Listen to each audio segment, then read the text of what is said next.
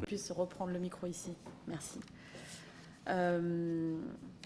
Peut-être je vais commencer par une question concernant la commission indépendante par rapport à l'Église, donc la SIAZ, puisque c'est une commission indépendante. Il y a eu des outils qui ont été mis en place, notamment je pense à Signal Sport par le ministère des Sports pour le recueil des signalements et finalement des victimes dans le mouvement sportif.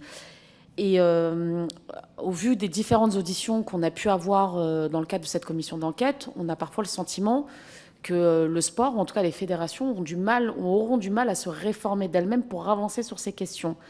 Est-ce que vous pensez, d'ailleurs ça a été quelquefois proposé dans le cadre de cette commission d'enquête, qu'une commission indépendante ou qu'une entité indépendante en charge de ces questions de violence dans le mouvement sportif est une solution, justement pour permettre de traiter au bon niveau ou de la bonne manière peut-être, ou voilà, toutes ces affaires de violence dans le mouvement sportif?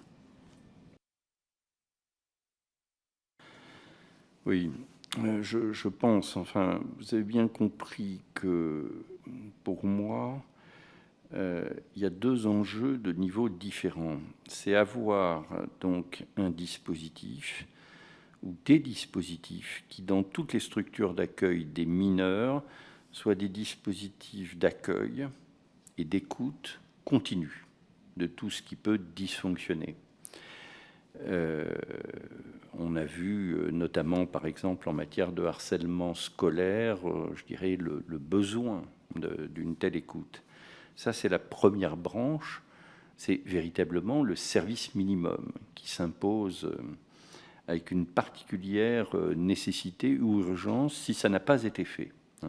Et honnêtement, je ne suis pas très au clair sur l'existence, l'absence et l'efficacité de ce type de dispositif dans le mouvement sportif. Mais il y a une deuxième branche, c'est l'impérieuse nécessité, je dirais, de faire face au passé. Au passé, il y a une profondeur du champ. Vous savez, quand j'ai présidé la commission sur les abus sexuels dans l'Église catholique, c'était depuis le début des années 50.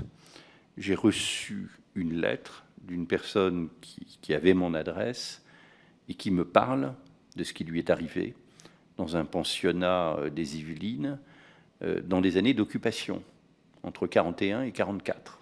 Bon. Voilà, il y a un passé qui ne passe pas.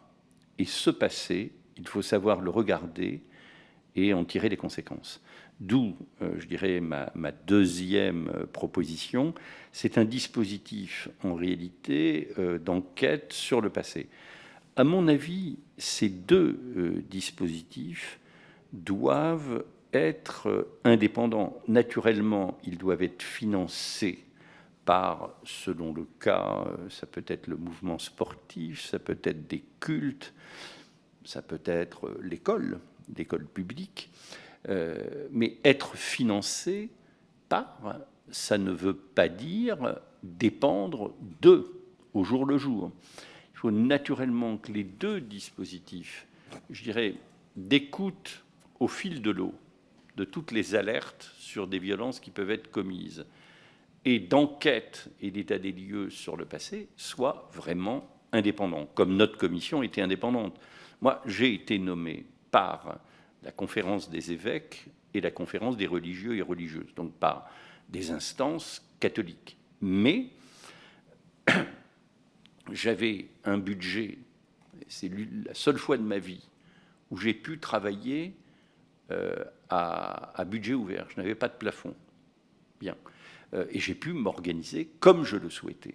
Et donc, il faut naturellement que les instances qui existent soient, je dirais, totalement maîtresses de leur ordre du jour, de leur méthode de travail, et qu'elles puissent voilà, avancer sans interférence d'un quelconque pouvoir hiérarchique, fédéral, interfédéral ou ministériel. Ça, c'est absolument essentiel. Et naturellement, en tant que soit dans la mise à jour du passé, soit dans l'écoute quotidienne de ce qui se passe, si là où les commissions sont conduites à faire des constatations, il faut d'abord remédier à chaque cas individuel, mais aussi proposer, enfin faire un diagnostic et, le cas échéant, proposer des solutions et proposer des solutions qui soient publiquement présentées. Et à ce moment-là, oui, bien sûr, s'il y a des commissions indépendantes qui s'expriment, qui font des recommandations, avec des recommandations publiques, après, je veux dire, le mouvement sportif en tirera les conséquences, comme d'ailleurs, en ce qui me concerne, l'Église catholique tire ou non les conséquences des recommandations qu'on a faites.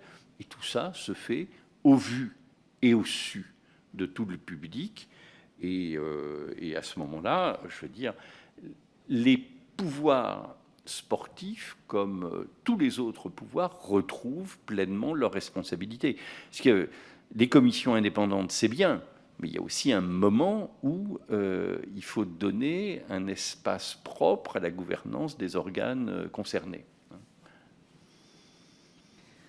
Comment juridiquement agir à l'encontre de ceux qui savent mais n'ont rien dit, ou protéger ceux qui parlent et qui peuvent être sanctionnés? Oui.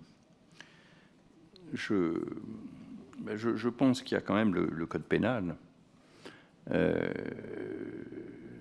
code pénal, quand même, permet... Alors, j'ai oublié le numéro des articles, mais il permet de sanctionner pénalement et de poursuivre des personnes qui, informées de mauvais traitements sur des mineurs ou des personnes vulnérables, se sont abstenues de tout acte utile.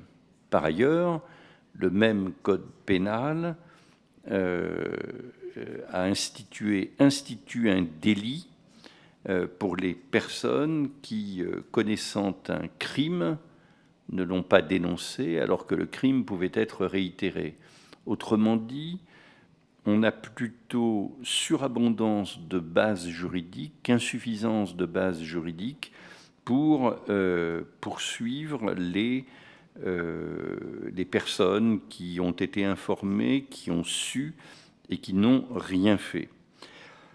Alors, est-ce que sur ce sujet, il faut prévoir des règles particulières, notamment de prescription ?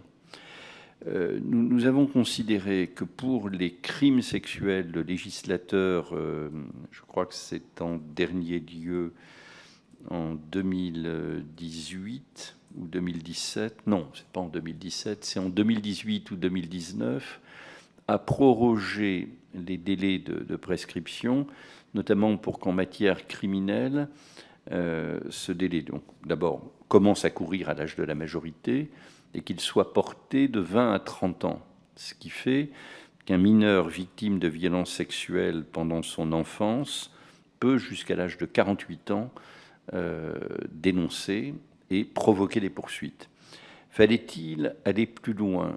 Nous y avons réfléchi dans le cadre de la commission sur les abus sexuels dans l'Église et nous sommes arrivés à la conclusion, en dépit de l'avis très majoritaire et même quasiment unanime des associations de victimes, qu'il fallait s'abstenir de créer en fait une imprescriptibilité pour ce type de crime, pensant, et nous en avons fait, j'allais dire, l'expérience, qu'il est extrêmement difficile en la matière, déjà, de venir plusieurs dizaines d'années après des faits, établir leur matérialité et obtenir la condamnation. Par conséquent, l'intime conviction de la commission que j'ai présidée, la mienne également, c'est que de tels dispositifs d'imprescriptibilité ne peuvent qu'ajouter de la souffrance à la souffrance, notamment avec, je dirais, le déroulement des enquêtes pénales, même si ce déroulement est devenu infiniment plus adapté qu'il n'était il y a 10, 20 ou 30 ans. Mais une enquête pénale est quelque chose devant d'abord la police judiciaire, puis le juge d'instruction, enfin la juridiction de jugement, c'est une épreuve insoutenable pour beaucoup de victimes et, in fine, le risque est tout de même élevé, nous a-t-il semblé, qu'on ne puisse pas rapporter la preuve d'agissements dont, je dirais, la nature même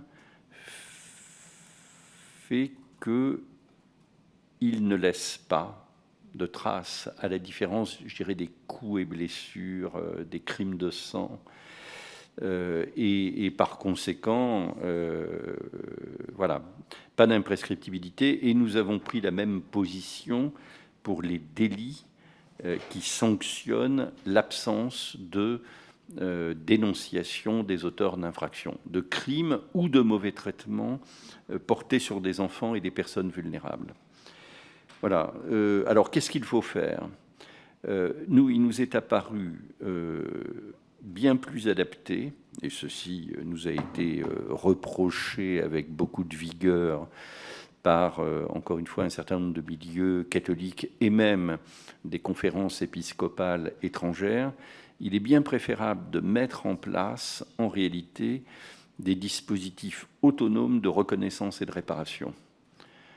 Parce qu'on sort des débats sur la prescription et on peut faire une évaluation qui n'est pas une évaluation judiciaire. Parce que l'évaluation judiciaire, son but, c'est de caractériser une infraction, mais c'est de condamner un auteur.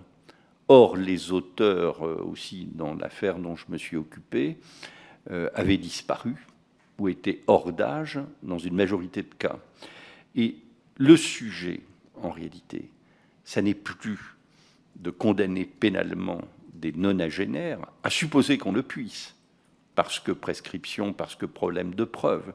Le problème, c'est d'apporter une réponse pertinente aux victimes et de faire en sorte qu'une victime soit reconnue victime.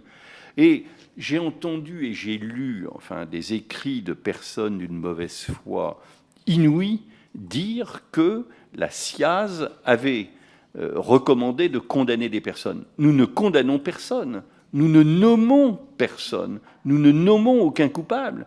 Nous reconnaissons, en revanche, que des personnes ont été victimes, oui. Eh bien ça, ce travail-là, on peut le faire et sans se heurter à ce parcours du combattant, j'allais dire des dispositions du code pénal, du code de procédure pénale et le cas échéant des règles de la prescription civile. Je voudrais rappeler quand même que les règles de la prescription civile ne commencent à courir qu'à compter de la consolidation des dommages. Et en la matière, l'expérience que j'ai acquise, c'est que le point de départ du délai de prescription civile n'est pas toujours aisé à fixer. Pas aisé et souvent très tardif. Alors, maintenant, sur les... Ça, je vais parler des victimes. Venons-en aux personnes qui n'ont rien fait, alors qu'elles savaient. Donc, il y a la branche poursuite pénale, très bien. Et il faut se garder de la considérer comme nulle et non avenue. Et puis, pour le surplus, nous avons tous une responsabilité civique et sociale. Il n'est pas interdit, puisque là, je m'adresse à une commission d'enquête qui travaille sur le mouvement sportif, mais de mettre en place sur des affaires déterminées des commissions d'enquête internes pour évaluer ce qui s'est passé. J'ai parlé de dispositifs indépendants d'écoute des victimes, mais ces dispositifs indépendants peuvent, sur des cas particuliers, déboucher sur des enquêtes internes qui mettront à jour des défaillances graves de personnes qui savaient qu'ils n'ont rien fait. Et on peut en tirer les conséquences de différentes manières. Vous savez, il n'y a pas de prescription des fautes disciplinaires. C'est-à-dire quelqu'un qui a commis une faute disciplinaire, on ne va pas dire le délai de 5 ans s'est écoulé et c'est terminé. Non. On doit pouvoir sanctionner des errements, puis voilà, et tout le monde doit répondre de ses actes. Tout le monde doit répondre de ses actes.